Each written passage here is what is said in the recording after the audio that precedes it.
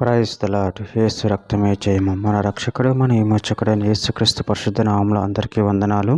చిన్న ప్రార్థన ద్వారా ఉదయకాల వాక్య ధ్యానం చేసుకుందాము.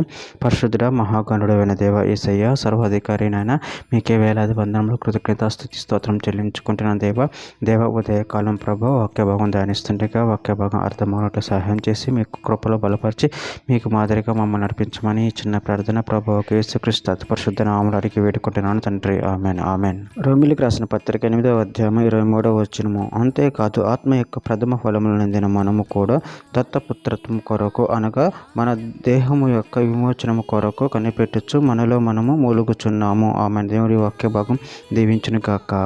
ప్రభునందు ప్రియులారా, మనం ఇక్కడ వాక్య భాగంలో గమనించి చూచినట్లయితే, అంతేకాదు ఆత్మ యొక్క ప్రథమ ఫలములను నొందిన మనము కూడా దత్తపుత్రత్వం కొరకు అనగా మన దేహము యొక్క విమోచనం కొరకు కనిపెట్టుచు మనలో మనము మూలుగుచున్నాము. అదేవిధంగా వాక్య భాగంలో గమనించినట్లయితే రోమిలికి రాసిన పత్రిక 8వ అధ్యాయం 15-16 వచనాల్లో, అనగా మరల భయపడుటకు మీరు దేశపు ఆత్మను పొందలేదు కానీ దత్తపుత్రాత్మను పొందితిరి.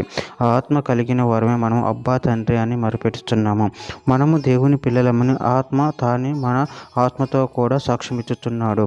రోమిలికి రాసిన పత్రిక 5వ అధ్యాయం 5వ వచనంలో, ఎందుకనగా ఈ నిరీక్షణ మనలను సిగ్గుపరచదు, మనకు అనుగ్రహింపబడిన పరిశుద్ధాత్మ ద్వారా దేవుని ప్రేమ మన హృదయంలో కుమ్మరించబడి ఉన్నది. గలతీయులకు రాసిన పత్రిక 5వ అధ్యాయం 22-23 వచనాలు, అయితే ఆత్మఫలముగా ప్రేమ, సంతోషము, సమాధానము, దీర్ఘశాంతము, దయాళుత్వము, మంచితనము, విశ్వాసము, సాత్వికము, ఆశానిగ్రహం, ఇట్టి వాటికి విరోధమైన నియమేదియూ లేదు.